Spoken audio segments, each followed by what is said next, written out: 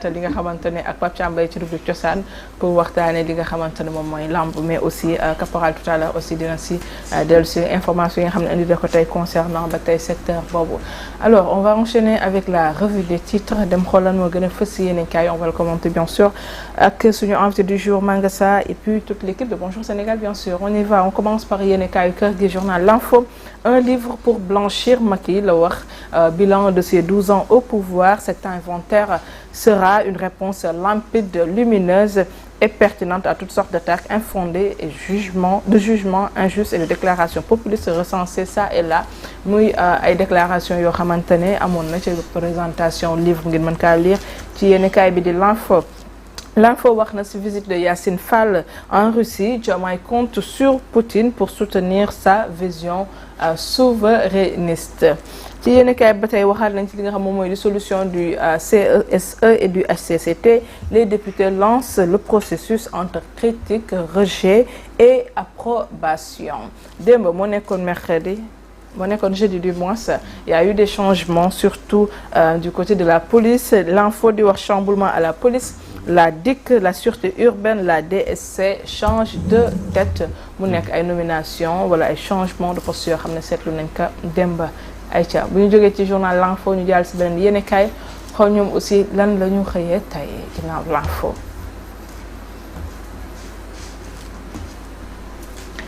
Sud Quotidien. Sud Quotidien mi ngi wax livre bilan de 12 ans de pouvoir. Macky répond à Diomaye et Sonko. Yéenekaay bi di Sud Quotidien del soit ci livre boobu génn mais aussi wax na ci forum sino-africain FOCAC 2024 qui se tiendra du 4 au 6 septembre. Yéenekaay bi di wax les piliers du développement durable en débat. ci yéenekaay ba tey ñu dem Walf Quotidien livre blanc sur les réalisations de Macky la xëyee tey Benno challenge le projet maanaam daa mel ne Benno Bokk Yaakaar daal dañoo def ñoom seen bilan di xaar en comparaison avec le projet du duo Diomaye Sonko. Entretien entre le premier ministre espagnol et le chef de l'État sénégalais Diomaye et Sanchez pour une migration organisée moom ngeen mën koo lire ci yéenekaay bii di Walf Quotidien. Le Quotidien, procédure de dissolution du HCCT et du CRSE. L'Assemblée reprend ses pouvoirs. La commission des lois convoquée demain inch'Allah. Yéenekaay bi dellu si na ci li nga xamante ne moom mooy tuerie de Boffa Bayotte nga xamante ne am na ñaar ñoo xamante ne ñoom lañ si condamné woon muy René Capain Bassène am na ku ci bàyyi muy Ampoé. waaw Ampoé donc yéenekaay bi ñu fàttali que ne moom Bodian libéré nañ ko mais René Capain Bassène moom dafay rester waat en prison. ayca ñu jàll si benn yéenekaay dem si Le Soleil. Coopération immigration irrégulière situation au Sahel et à Gaza moom Le Soleil xëyee tey di wax Dakar et Madrid affichent leur position. Le président Bassirou Diomaye Faye et son hôte le premier ministre espagnol Pedro Sanchez ont signé deux accords. Yéenekaay bi waxaat na ci wàllum Assemblée nationale projet de suppression du HCCT et du CESE. Les députés se sont engagés à examiner le texte. ayca ñu jàll si beneen yéenekaay bi jógee li Quotidien lañ jëm. Benno blanchit Macky, livre bilan des 12 ans de gouvernance. Sidiki Kaba qui déclare les 12 années du président Macky Sall à la tête du pays ont redessiné le visage de notre pays. Réponse à Sonko, il ne devrait y avoir aucune honte à constater que les fondations sont solides. Lutte contre la migration irrégulière, le Sénégal et l'Espagne plaident pour le renforcement de la collaboration. Bu ñu jógee ci li Quotidien jàll ci bés bi Le Jour. L'APR livre son combat contre le projet. Sidiki Kaba, cet inventaire sera une réponse limpide, lumineuse et pertinente aux déclarations populistes. Oumar Youn qui rajoute, vous verrez sous peu des baptêmes d'enfants qu'ils n'ont pas enfantés. Mansour Faye réclame le retour de Macky. Amadou Ba, l'absent présent. Bon, mais lii nag moom waaw bon en fait ay politique yi waxante pig yooyu c'est pas mal mais nag je trouve que aussi réew boo ko yoree comme Macky quand il est venu am na yoo xam ne Wade moo ko commencé woon moom moo ko yeggale boole ko ci bilan forcément ñii aussi ils vont trouver des choses yoo xam ne régime bële moo ko commencé woon wala moom moo jot ki woon les financements wala projet bi ñuy yeggale ko te ensuite ils vont mettre ça dans leur bilan je pense que àdduna noonu lay doxee.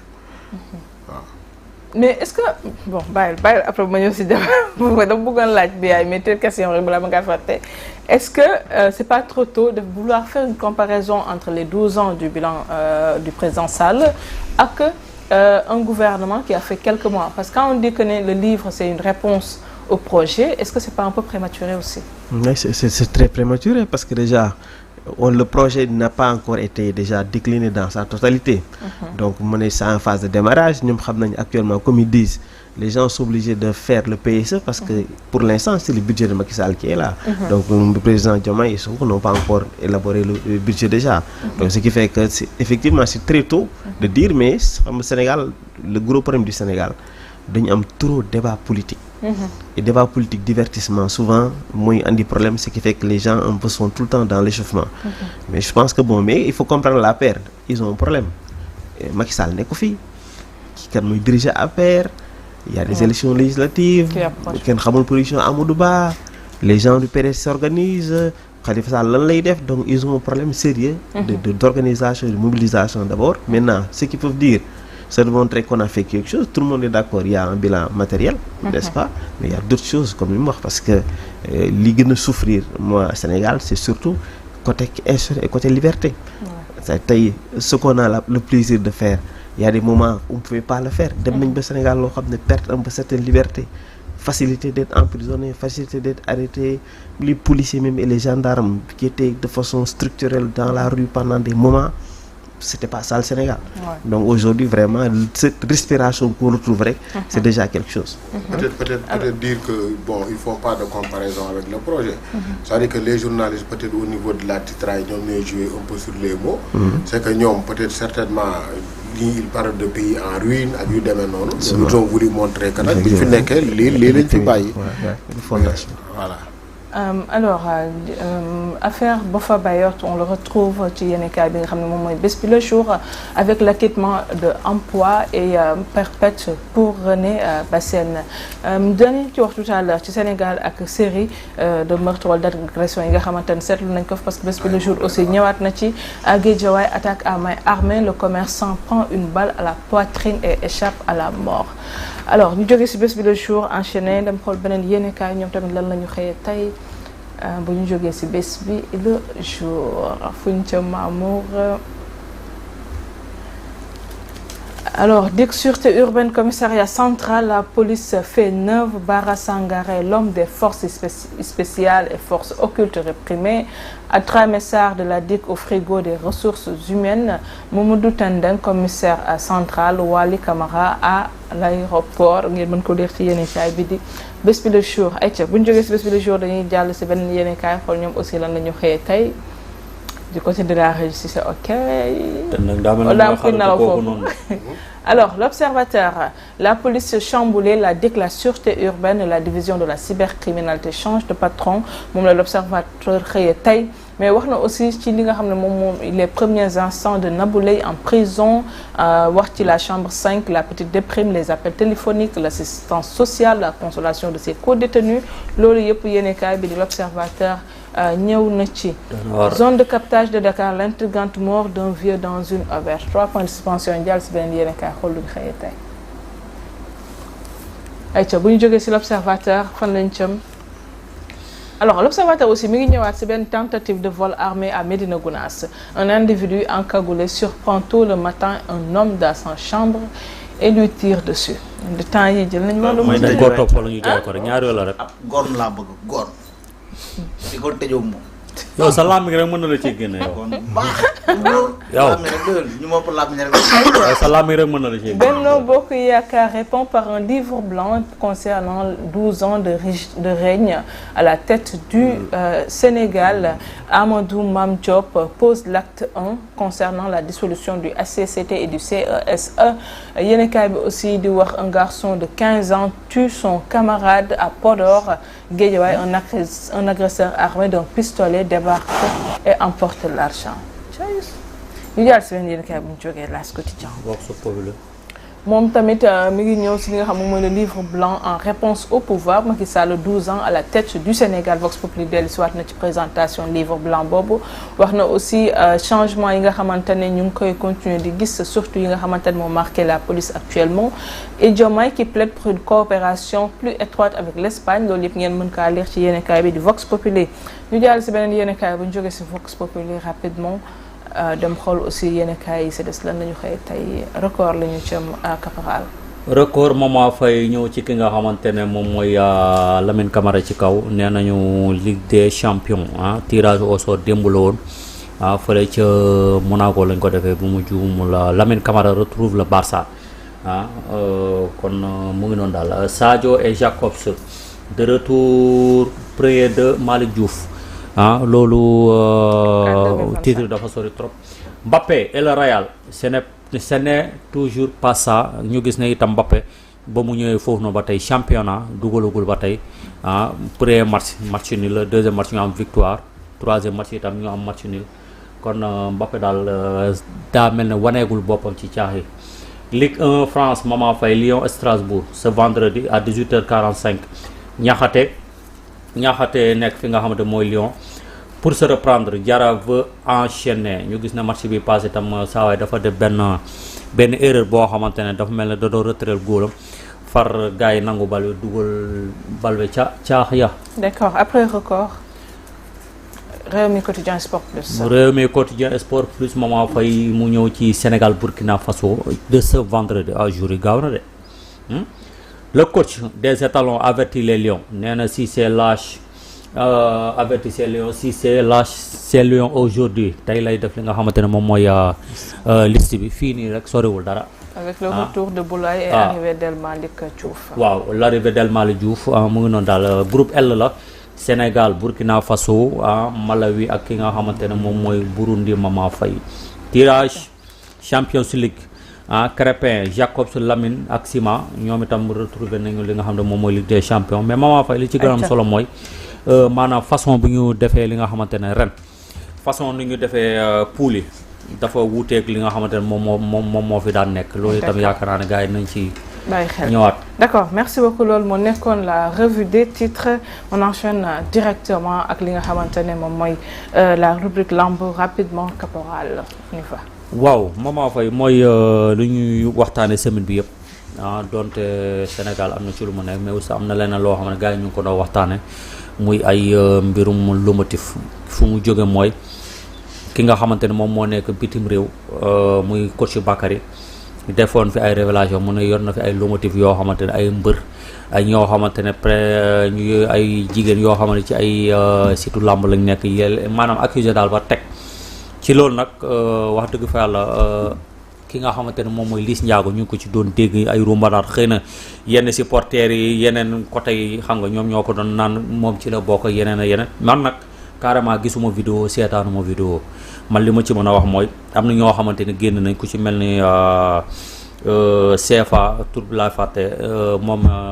defoon na fi sorti ne carrément ki nga xam ne mooy Bakary lu muy wax ni yëpp amul te lu muy wax ne du dëgg dafa jóg ngir yàq làmb comprendre ba nar a jaar fu bon Mama Faye mais après itam am na ñu bëri nee nañ ñu bëri nee nañ lomotif yi carrément lu am la ba ci ki nga xamante ne moom mooy buur géwél waxuma buur géwél bu nekk fii de beneen buur géwél bi ku gàtt gi moom itam def ci sorte mu ne carrément lu ma gis loolu itam am na ba ci tudd ay caaya ak leneen ak leneen en tout cas daal Liss Ndiago bu mu defee sorte nee na moom yëfi ñàkk fayda yoo nekku ci taqewu ci laalewu ci moom avenir la moom soutien de famille la moom itam dafa am ay soppe yoo xamante ne dañoo topp ci ginnaaw kon moom dafa war a mën a nekk koo xamante ne dafa war a mën a wane benn comportement boo xamante ne comportement bu sell bu ko defee ñi nga xam ne ñoom ñoo roy ci moom mën na roy ci moom lu rafet ba waat na sax ci Seydina Mohamed gars yi naa ko yow moom yaa ngi waat ci ku sell en tout cas mu ngi noonu làmb ji fan yi jaxasoo na gars yi ñoo jóg pour yàq làmb ji loolu itam interrogation la wala gars yi itam lan la làmb ji temps yi ñu gis ne itam fi may conclure mooy mama mooy ñi nga xam ne ñoom ñoo nekk Europe mosuñu di wax ci ay presse ak di def ay live man dama seetlu na mosuñoo waxal dara loo xam ne du positif la pour Sénégal lépp ay mbirum négatif la diw nangam diw yàq na maanaam di def loo xamante luy gën a yàq la ko luy gën a defar kon ñooñu noonu na nga xam ne fii la ñuy jógee dem fi nga xamante mooy foofu noonu adduna bu mu la jaral nag ñu bàyyi fi seen njaboot fii nii dem foofu noonu di yàq seen moromu Sénégal yi nga xam ne ñoom ñoo fi nekk Mama Faye. d'accord merci beaucoup man ay vidéo la woon ci commentaire. man Sénégal léegi peut-être le sociologue. dina si ñëw tout man dama jaaxle quoi parce que léegi aujourd'hui la délation ay wax yu ñaaw ay affaire la nit ñi di wax avec maintenant beaucoup de facilité wala de désinvolture. Bon da ngay gis ne aussi aujourd'hui le Sénégal le débat le niveau est très bas ay détails ba daal loolu yéen peut-être sociologue waru ngeen ñu cee jox. pourquoi on en est arrivé à ça. tout à l'heure dina si revenir incha allah dañuy enchaîner directement ak comme pour rester toujours ci li nga xam ne moom mooy wàllum lamb ak ki nga xamante ne moom mooy Pape Thiam Mbaye ci ñaax bi nga doon wax que ne tey dinañu wax fan la terme lamb jógee. merci beaucoup Mama Faye tey li ma leen indil rek comme ni ma la ko waxoon. le mot lamb laa leen indil tey fan la jógee ak fan la cosaanoo kon caporal yéen ñi nga xam ne yéen a nekk ci axlu lamb ji. ak ñi nga xam ne ce sont des reporters de lamb ak ñi nga xam ne ay kàngam lañ ci lamb.